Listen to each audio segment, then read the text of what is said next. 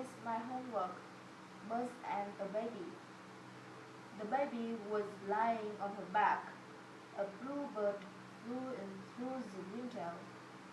The bluebird had blue eyes.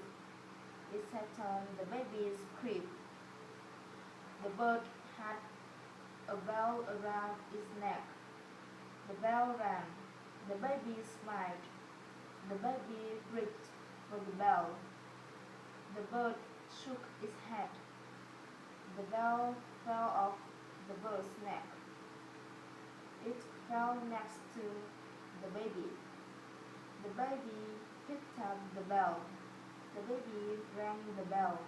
Another bluebird flew in through the window.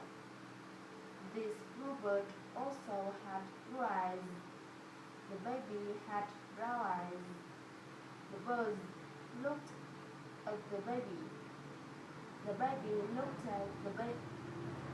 The baby looked at the bird. The baby rang the bell again. Both birds flew away. The baby started to cry. His mama came into the room. The baby smiled. Mama saw the bell. She asked the baby where the bell came from. The baby pointed at the window.